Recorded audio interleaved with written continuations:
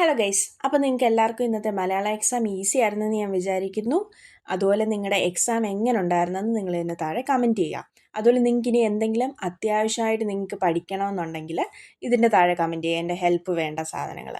അപ്പോൾ ഒരാളെ എനിക്ക് ഗ്രാമർ വേണം എന്നെന്നോട് പറഞ്ഞു, അതുകൊണ്ടാണ് ഞാൻ ഈ വീഡിയോ ചെയ്യാമെന്ന് ഓർത്തത്. ഇനി നിങ്ങൾക്ക് ഇംഗ്ലീഷുമായിട്ട് ബന്ധപ്പെട്ട വേറെ വീഡിയോസും ബാക്കി സബ്ജക്റ്റിൻ്റെ വീഡിയോസും പുറമേ വരുന്നതായിരിക്കും. അപ്പോൾ നമുക്ക് ആദ്യം SSLC ഇംഗ്ലീഷ് ഗ്രാമർ പഠിക്കാം. കാരണം നമുക്കിനിയും അടുത്തത് വരുന്നത് ഇംഗ്ലീഷിൻ്റെ എക്സാം ആകുമ്പോൾ ആദ്യം ഇംഗ്ലീഷിൻ്റെ എക്സാമാണ്. അപ്പോൾ നമുക്ക് ഇംഗ്ലീഷിൻ്റെ ഗ്രാമർ ഒന്ന് നോക്കാം, ഒന്ന് റിവൈസ് ചെയ്യാം. ആദ്യം നമ്മൾ ഇംഗ്ലീഷിൻ്റെ ഗ്രാമറിൽ ഏറ്റവും ഇമ്പോർട്ടൻ്റ് ആയിട്ടുള്ള ബേസിക് ബിൽഡിംഗ് ബ്ലോക്ക് ഇംഗ്ലീഷ് ഗ്രാമറിൻ്റെ എന്ന് പറയുന്നത് പാർട്സ് ഓഫ് സ്പീച്ച്. അപ്പോൾ നമുക്ക് പാർട്സ് ഓഫ് സ്പീച്ച് ആദ്യം നോക്കാം. ആദ്യം തന്നെ നമ്മൾ നൗണിനെ പറ്റിയാണ് പറയുന്നത്. നൗൺ എന്ന് പറയുമ്പോൾ ഒരു പേഴ്സൺ ആവാം, പ്ലേസ് ആവാം, തിങ് ആവാം, ആനിമൽ ആവാം. എക്സാമ്പിൾ നമ്മൾ പറയുകയാണെങ്കിൽ ഇപ്പോൾ പേരുകൾ തന്നെ നമുക്ക് പറയാം. ഇപ്പോൾ ജോൺ, മെറിയ തുടങ്ങിയ പേരുകൾ, അതുപോലെ ടീച്ചർ, ഡോക്ടർ, ഇതൊക്കെ നൗണാണ്. അതുപോലെ പ്ലേസ്, കേരള, അതുപോലെ തമിഴ്നാടു, ആൻഡ് സ്കൂൾ, അതൊക്കെ പ്ലേസ്. പിന്നെ തിങ്, അത് ബുക്ക്, ടേബിള്, ചെയർ, ഇതൊക്കെയാണ് തിങ്. അതുപോലെ ആനിമൽ നമ്മൾ പറയുമ്പോൾ എലിഫൻറ്റ്, ഡോഗ്, ക്യാറ്റ്, ഇതൊക്കെ ആനിമലായിട്ട് പറയും. ഇതൊക്കെ നൗണിൽ ഉൾപ്പെടുന്നവയാണ്. പിന്നെ അതുപോലെ നമ്മൾ പ്രൊനൗൺ എന്താണെന്ന് നോക്കുമ്പോൾ pronouns replace nouns to avoid repetition എന്ന് നമ്മൾ പറയുകയാണെങ്കിൽ ഇപ്പോൾ നമ്മളൊരു സെൻറ്റൻസ് എഴുതുന്നു, രാഹുൽ ഈസ് എ ബോയ്. അപ്പോൾ നമ്മൾ പിന്നെയും രാഹുൽ ഈസ് സ്മാർട്ട് എന്ന് നമ്മൾ എഴുതണ്ട. Rahul is a boy, he is smart. അപ്പോൾ നമ്മൾ ഹീ, ഷീ, ദേ, അങ്ങനത്തെ ഓരോ പ്രോണൗൺസ് യൂസ് ചെയ്താണ് ഇംഗ്ലീഷ് എഴുതുന്നത്. അപ്പോൾ അതാണ് പ്രോണൗൺ. പിന്നെ നമ്മളിനിയും ടെൻസിനെ പറ്റി നോക്കാം.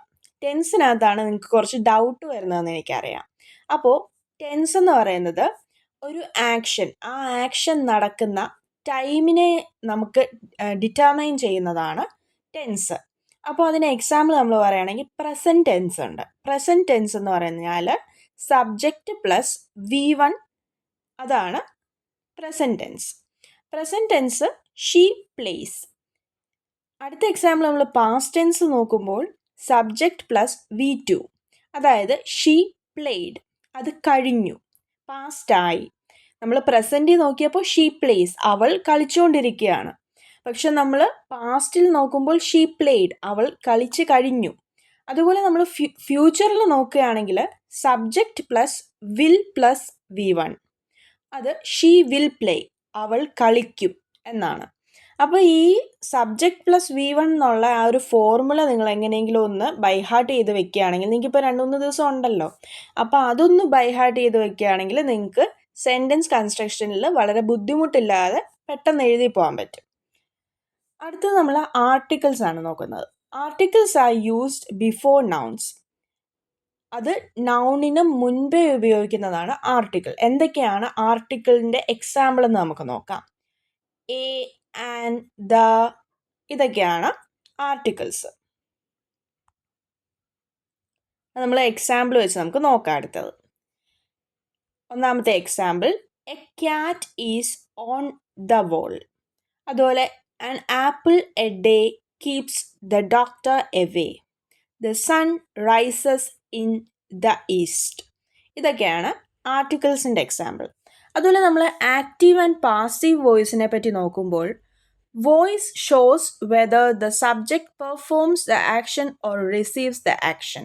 നമ്മൾ എക്സാമ്പിൾ നോക്കുകയാണെങ്കിൽ active, Ram wrote a letter.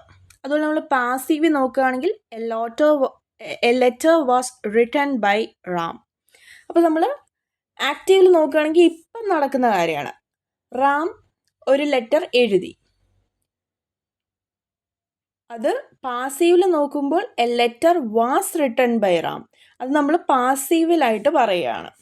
അതുപോലെ പ്രിപ്പോസിഷൻസ് ഉണ്ട്. പ്രിപ്പോസിഷൻ എന്ന് പറഞ്ഞാൽ ഒരു വേർഡിൻ്റെ relationship between words in a sentence, അതാണ് നമ്മൾ നോക്കുന്നത് പ്രിപ്പോസിഷനിൽ. The book is on the table, she walked into the room. നമ്മൾ ഈ ഇൻ ടു, ഓൺ, ഇതൊക്കെയാണ് പ്രിപ്പോസിഷൻസ്. നമ്മൾ എന്തിൽ എന്ന് പറയുന്നു, ഇപ്പം on, into, up to ഇതൊക്കെ പ്രിപ്പോസിഷൻസിൽ വരും. അതുപോലെ കൺജങ്ഷൻസ് എന്ന് പറഞ്ഞാൽ അത് ജോയിൻ വേർഡ്സ്, അത് വേർഡ്സ് ജോയിൻ ചെയ്യുന്നു, അതുപോലെ ഫ്രേസസ് ജോയിൻ ചെയ്യുന്നു, അതുപോലെ ക്ലോസസും ജോയിൻ ചെയ്യുന്നു. എക്സാമ്പിൾ നമ്മൾ നോക്കുകയാണെങ്കിൽ I like tea and coffee എന്ന് പറഞ്ഞാൽ നമുക്ക് ടീയും ഇഷ്ടമാണ് കോഫി ഇഷ്ടമാണ്.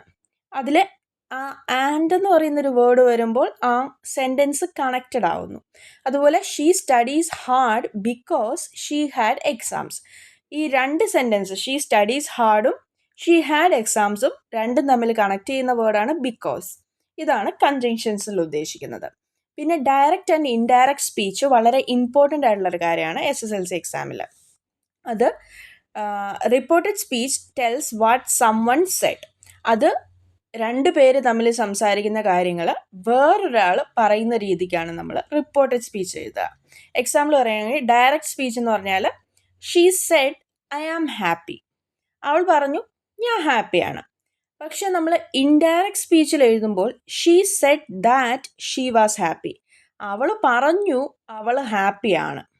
അങ്ങനെ നമ്മൾ നമ്മുടേതായിട്ട് എഴുതുന്നതാണ് ഇൻഡയറക്റ്റ് സ്പീച്ച്. പക്ഷെ ഡയറക്റ്റ് സ്പീച്ചിൽ ആ പറഞ്ഞ കാര്യങ്ങൾ നമ്മൾ അതുപോലെ ഷീ സെഡ് എന്ന് പറഞ്ഞിട്ട് എഴുതുന്നു. അതുപോലെ അടുത്ത നമ്മൾ സിമ്പിൾ സെൻറ്റൻസ് പാറ്റേൺ നോക്കുകയാണെങ്കിൽ ബേസിക് സെൻറ്റൻസ് ഫോർമുല എങ്ങനെയാണെന്ന് വെച്ചാൽ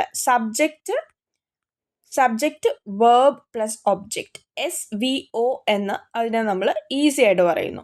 subject plus verb plus object. Example പറയുകയാണെങ്കിൽ ഷീ റീഡ്സ് ബുക്സ്.